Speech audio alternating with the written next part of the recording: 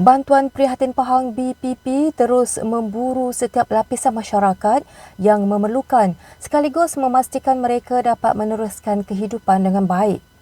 Pengerusi Jawatankuasa Kebudayaan, Perpaduan, Kebajikan Masyarakat, Pembangunan Wanita dan Keluarga Negeri Pahang Yang Berhormat Datuk Seri Hajah Shahniza Syamsuddin berkata, BPP kali ini menemui peniaga-peniaga tidak berdaftar di daerah Maran.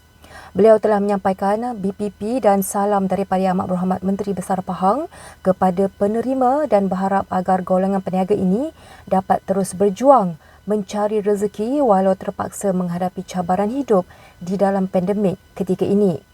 Pada majlis penyerahan pandu lalu itu, beliau turut diiringi Ahli Dewan Negeri Luit Yang Berhormat Encik Muhammad Sufian Abdul Jalil. Selepas itu, beliau turut ke Cenor untuk menyampaikan bantuan yang sama bersama Ahli Dewan Negeri Cenor Yang Berhormat Encik Mujibur Rahman Ishak. Penyerahan turut dilakukan secara pandu lalu bagi memastikan SOP dijaga dengan baik dan melancarkan usaha yang dilakukan. Beliau berharap bantuan yang diserahkan dapat meringankan beban semua yang terlibat, malah menjadi galakan untuk golongan peniaga ini meneruskan usaha masing-masing dan tidak berputus asa.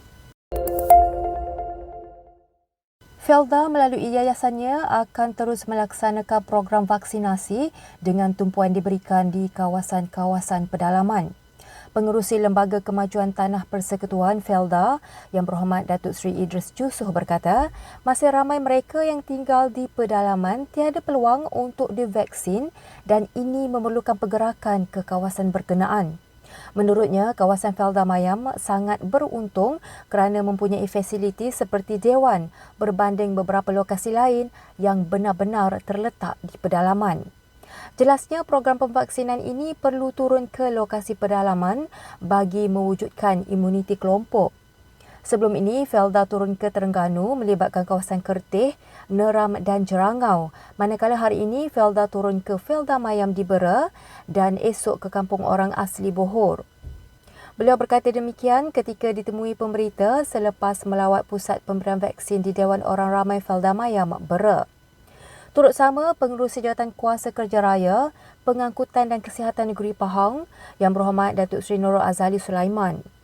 Sementara itu, beliau berkata sasaran diletakkan ialah 1,000 orang divaksin setiap hari dan jumlah berkenaan berjaya dicapai di Terengganu dan kini sasaran sama diletakkan di Pahang.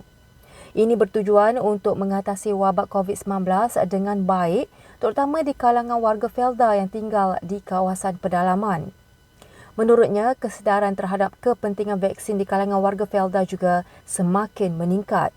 Beliau berkata terdapat 317 buah rancangan Felda di negara ini dan usaha memberi kesedaran berkenaan kepentingan vaksin kiat dilakukan oleh warga Felda sendiri.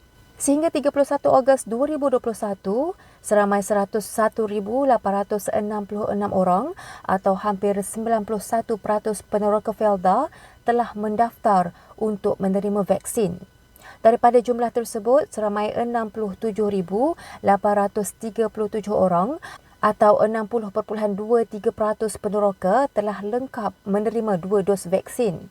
Sebanyak 66 pusat pemberian vaksin ditubuhkan di dalam kawasan rancangan Felda, manakala 92 lagi di sekitar kawasan rancangan yang turut memberi vaksinasi kepada peneroka Felda.